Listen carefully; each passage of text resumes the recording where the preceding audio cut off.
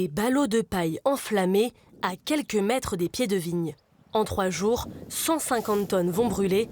Ce vigneron les installe au petit matin pour préserver sa vigne du gel. Le but, c'est de monter au maximum de température. Là, cette nuit, on a réussi à gagner à peu près 2 degrés sur la parcelle.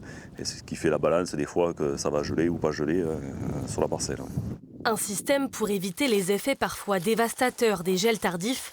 Dans ce vignoble, le cauchemar a commencé la nuit dernière avec 3 hectares de perdus sur 25. C'est assez étonnant. On voit des pieds complètement brûlés à côté, un pied qui a rien.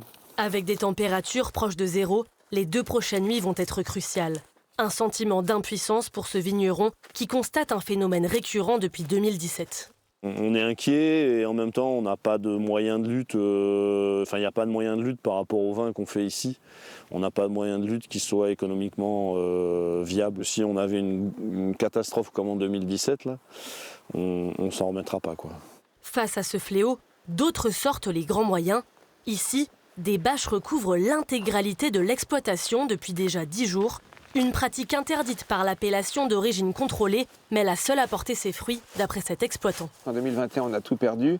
Et donc, on a décidé d'utiliser les mêmes techniques que les maraîchers. C'est-à-dire, on voile les cultures. Ça permet de sauver la récolte. Et même, c'est un confort aussi pour nous. Parce qu'avant, il faut se lever la nuit. Il faut aller... Puis, on est anxieux. On a des systèmes qui ne marchent pas. Donc, on ne sait pas si ça fonctionne.